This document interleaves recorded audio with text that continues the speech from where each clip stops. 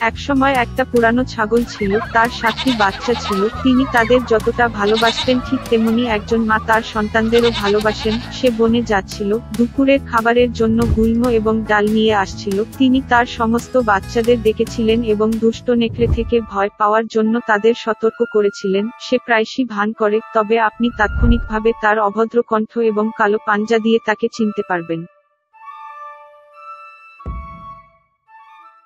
বাচ্চারা সমস্ত কিছু বোঝে এবং তাদের মাকে আশ্বাস দেয় যে তারা খুব যত্নবান হবে। পুরানো ছাগল শান্তভাবে রওনা। অল্প সময় কেটে গেল, হঠাৎ কেউ দরজায় কড়া নাড়ল এবং একটি অভদ্র কণ্ঠে চিৎকার করল যে বাচ্চাদের তাৎক্ষণিকভাবে এটি খোলার উচিত, কিন্তু রুক্ষ স্বর থেকে বাচ্চারা বুঝতে পেরেছিল যে এটি একটি নেকড়ে। তারা জবাব দিয়েছিল যে এটি মায়ের কণ্ঠ নয়, তার কণ্ঠটি সদয় এবং সরু ছিল এবং এই কণ্ঠটি অত্যন্ত অভদ্র, যার অর্থ এটি একটি নেকড়ে। তারপরে নেকড়ে বণিকের কাছে গেল এবং নিজেকে এক বিশাল টুকরো চক কিনে দিল। তিনি তা খেয়েছিলেন এবং তার কণ্ঠ পাতলা হয়ে গেছে। তিনি বাড়ি ফিরে এলেন, দরজা কুপোকাত এবং একটি পাতলা স্বরে কিডস জিজ্ঞাসাটি ওপেন করলেন।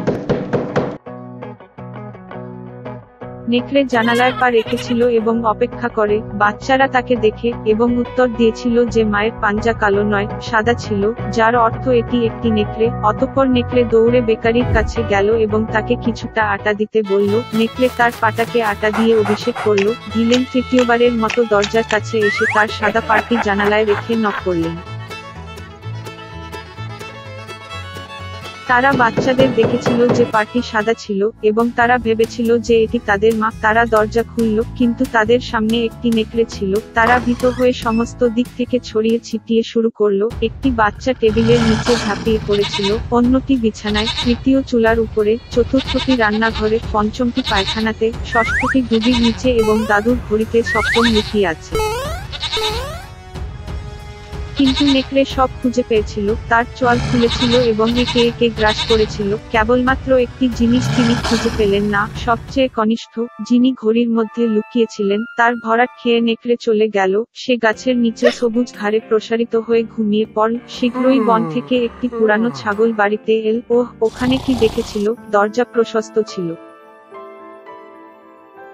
টেবিল, চেয়ার, বেঞ্চগুলি উল্টে দেওয়া হয়েছিল, ওয়াশবেসিনটি ভেঙে দেওয়া হয়েছিল, বালিশ এবং কম্বল বিছানা থেকে ফেলে দেওয়া হয়েছিল। তিনি তার বাচ্চাদের সন্ধান করতে শুরু করলেন, কিন্তু সে কোথাও খুঁজে পেল না। আমি তাদের নামে ডেকেছিলাম, কিন্তু কেউ উত্তর দেয়নি। তিনি ঘড়ির কাঁটা পর্যন্ত উঠেছিলেন এবং এর প্রতিক্রিয়ায় কনিষ্ঠ বাচ্চাটির একটি পাতলা স্বর ছিল। তিনি তাকে সেখানে থেকে নিয়ে গিয়েছিলেন এবং তিনি বলেছিলেন যে একটি নেকড়ে এসে সবাইকে খেয়ে ফেলল। ছাগলটি কিভাবে তার দরিদ্র বাচ্চাদের জন্য কাঁদল। অবশেষে সে বাসা থেকে চলে গেল এবং সবচেয়ে কনিষ্ঠ ছাগল তার পেছনে ছুটল। তিনি ঘাড়ে ঘাটে এসে দেখলেন একটি নেকড়ে গাছের কাছে শুয়ে শুয়েছিল, যাতে ডাল কাঁপছে। তিনি চারদিক থেকে তার দিকে তাকিয়ে দেখলেন যে তার খোলা পেটে কিছুটা চলছিল এবং ভেসে উঠছে। তিনি অনুমান করেছিলেন যে এগুলি তার সন্তান এবং তারা এখনো বেঁচে থাকতে পেরে খুব খুশি হয়েছিল। তিনি বাচ্চাটিকে যত তাড়াতাড়ি সম্ভব বাড়িতে চলে যেতে এবং কাঁচি, একটি সূচ এবং সুতো আনতে বললেন।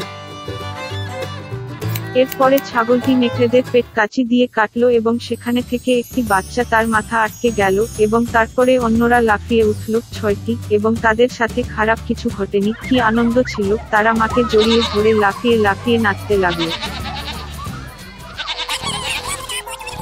তারপরে বৃদ্ধা ছাগলটি বলল যে ঘুমন্ত অবস্থায় নেকড়েটিকে পাঠ শেখানো ভালো লাগবে। তারা পাথর টানল এবং নেকড়েদের পেটে ভরিয়ে তুলল। একটি পুরানো ছাগল তার পেট সেলাই করেছে, কিন্তু সে কিছুই লক্ষ্য করেনি, এমনকি কখনো সরেনি। নেকড়ে ঘুমিয়ে গেল, তার পায়ে গেল এবং তার পেটে এমন তৃষ্ণা অনুভব করল যে সে কূপ থেকে জল খাওয়ার সিদ্ধান্ত নিয়েছে।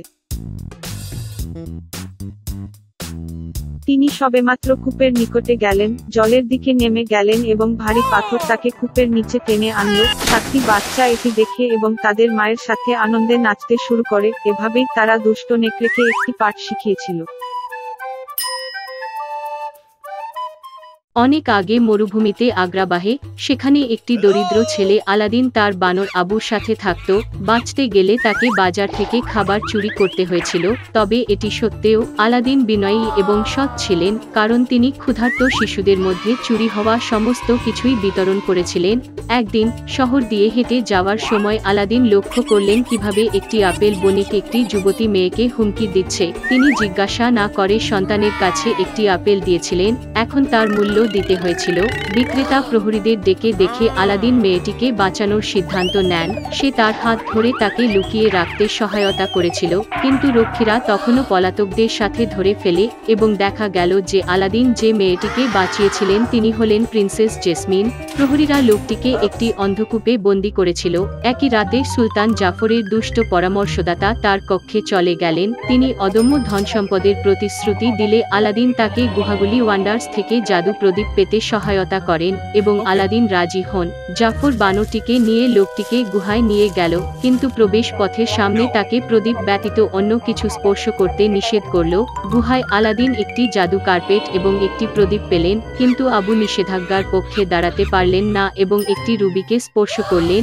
গুহাটি ধসে পড়তে শুরু করে, তারপরে ম্যাজিক কার্পেট তাদের ধরে ফেলল এবং বিধ্বস্ত দুর্গের ধ্বংসাবশেষে উড়ে গেল।